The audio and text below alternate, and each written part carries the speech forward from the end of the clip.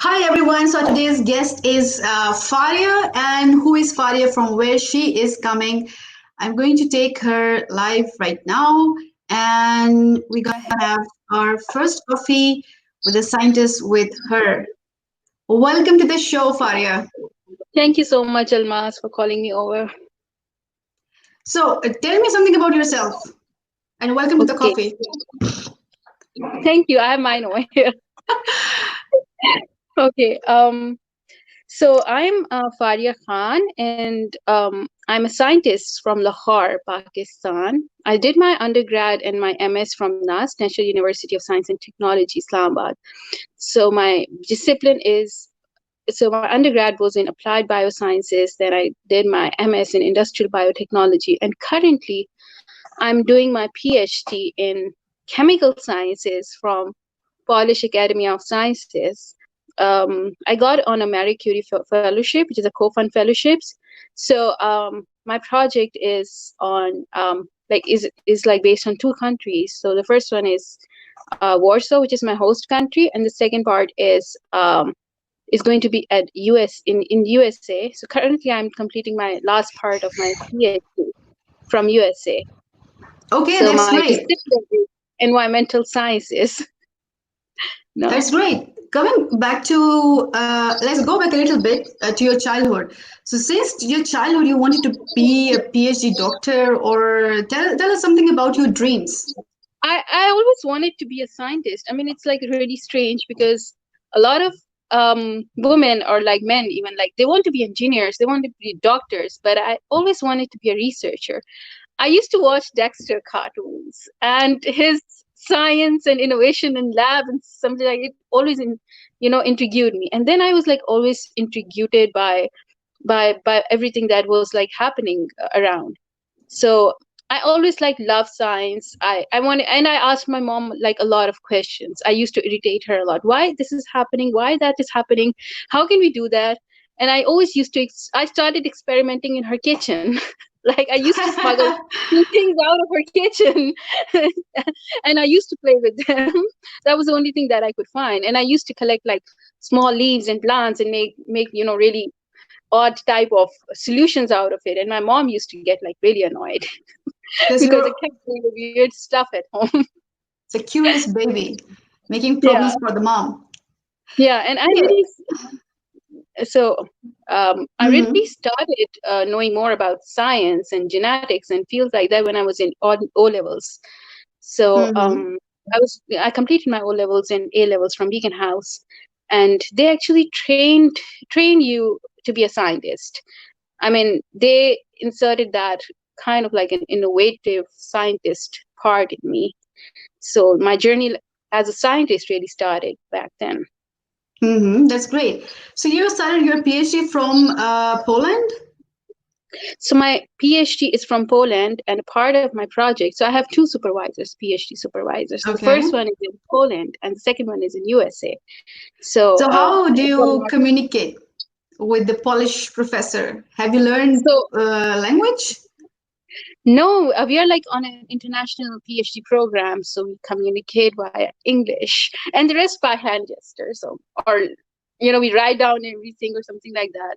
But it's like really easy to communicate with my professor because, like, a lot of scientists they really do understand English.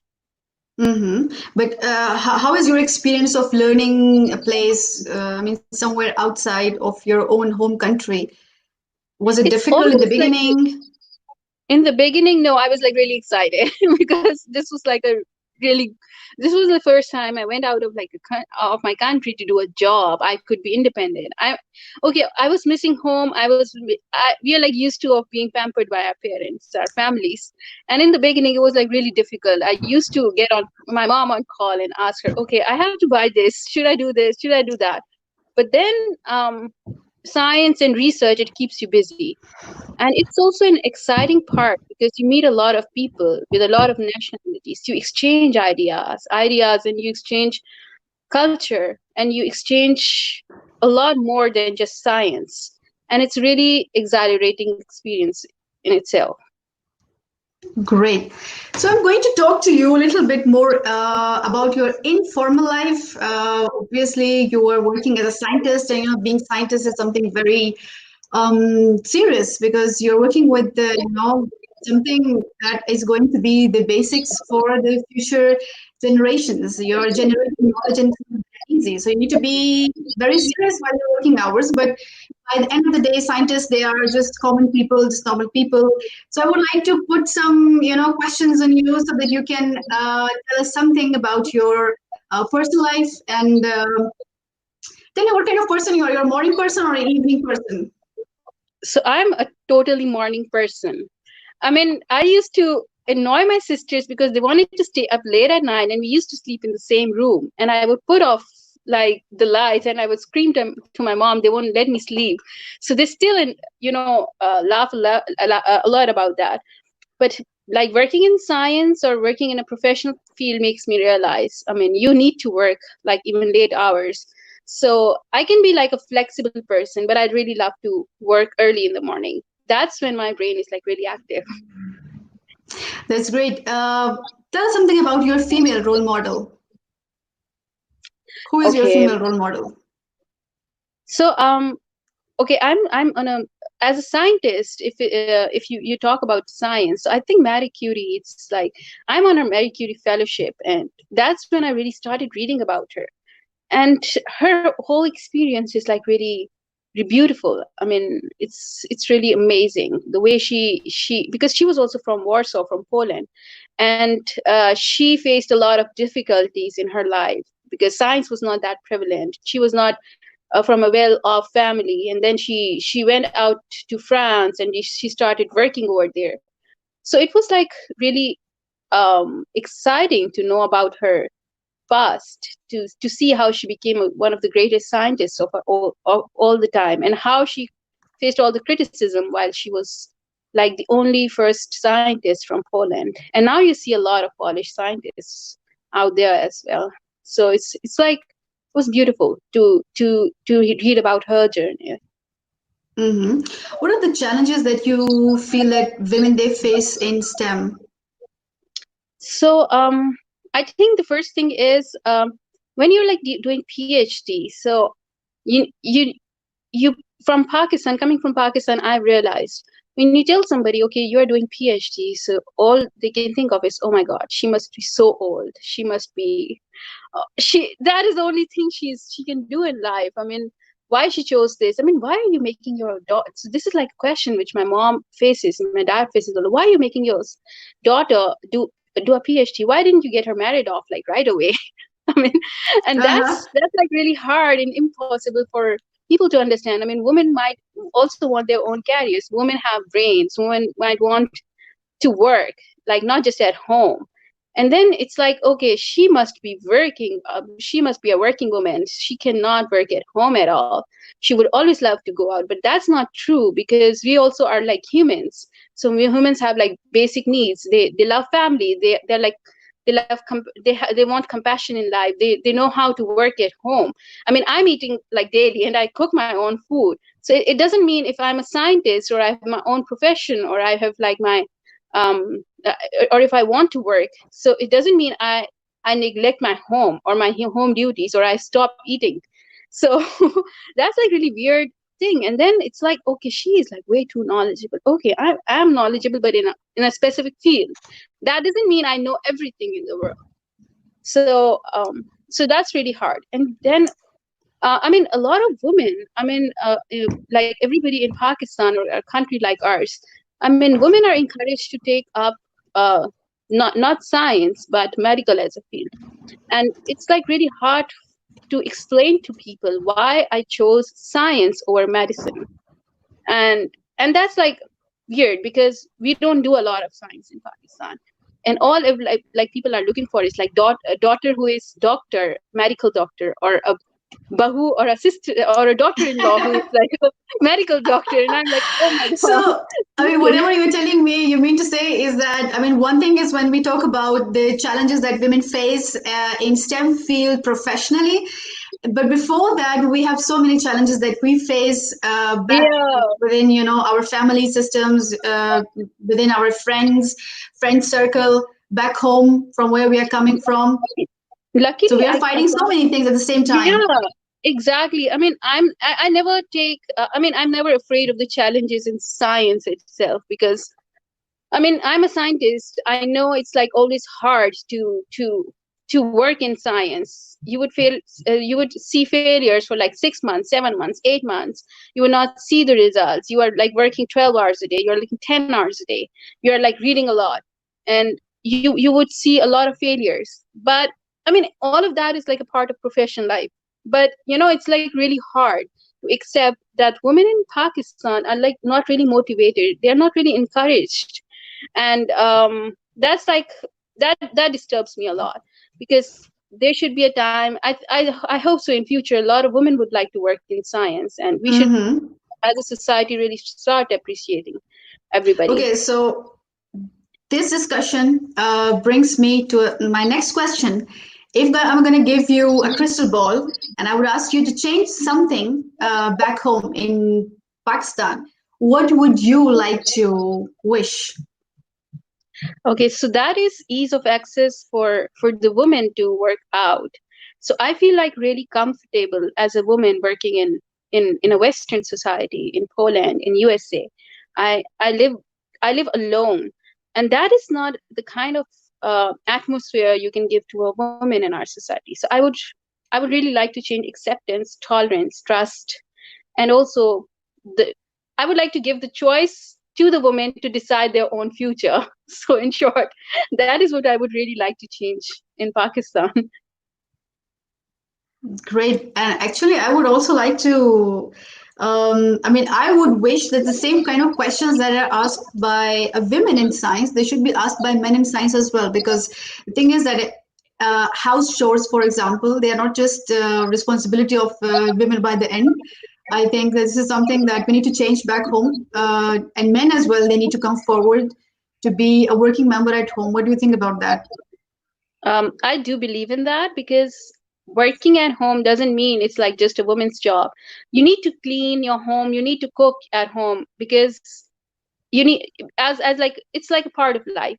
So imagine a guy who has to live alone without any support from his mom, his sister, his wife, his daughter, and he needs to survive on his own. So these are like the basic requirement necessities of life. So you need to be able to do that for yourself, and that itself needs to change in Pakistan. And I think it's mothers who can do that. I mean, mothers can change the way they bring up their sons and their daughters. So it really falls to the women Mm-hmm. in the society as a whole to change the thinking of men in our society. Great. What is that one thing that you, I mean, you're living in the West as well, you have been in Europe, you have been in US. So what do you feel, what is that one thing that if you would like to go back to your childhood, you would like to have that in your life? I think I had a really pretty good childhood. My dad, he was in army, so I traveled a lot when I was a kid, and I learned a lot from different societies. So looking back, I think I was like, I had a life that actually led me to be what I am today. I learned a lot. I used to read books a lot. I would give a lot of credit to my mom. I mean, she was the one who would always like make me sit and discuss with her. And she knew I was like an interviewing child. So I would always question her, and she never said no. She would always come up with really beautiful answers. So I don't regret anything in my childhood. I just love, I think that is the part of my life that I would like to be same. If I had a second chance to live to live the way uh, I have lived in the past, so it would be like pretty much same. You're telling about your father, he was in army, so people from army, they're very much active. But sometimes, I mean, I feel that we, I mean, people belonging to the scientist community, sometimes,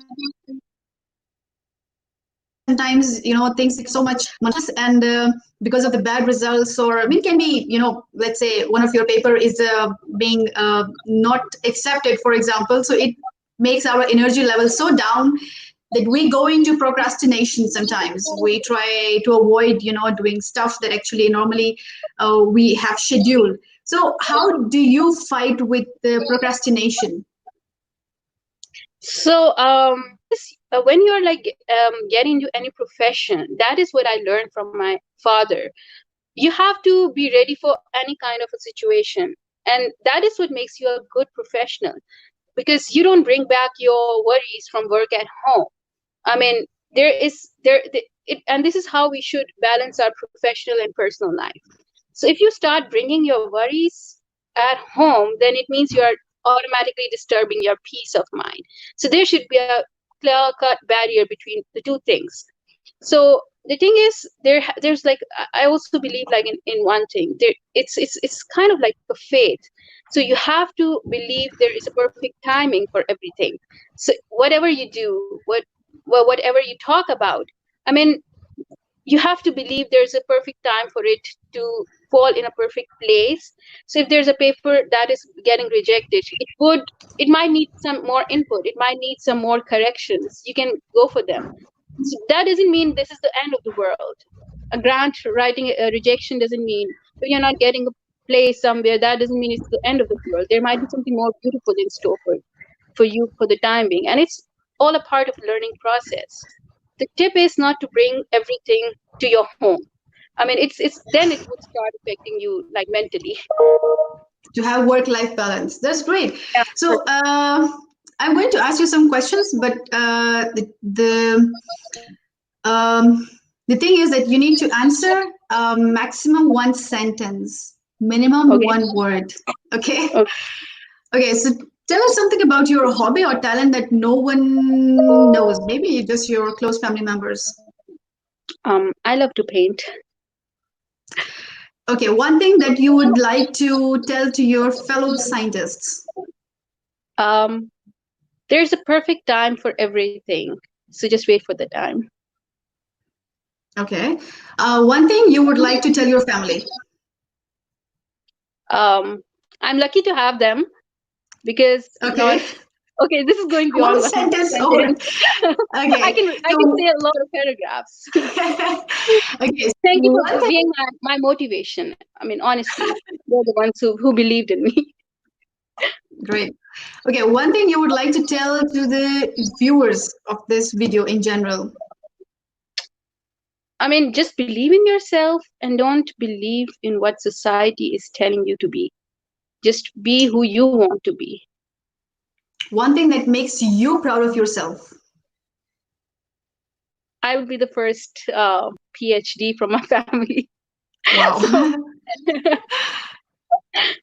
Okay. One person that contributed to what you are today. my mom. I mean, she's Great. the one. So she, yes, there's no other. Okay, my dad too, but my mom. I mean, I know Okay. she won't admit it. That she Okay. always One most. Uh-huh.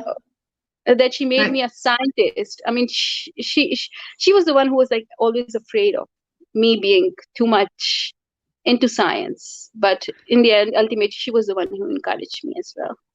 So as they say that behind every successful man there is a woman. So you say behind every successful daughter there is a mother.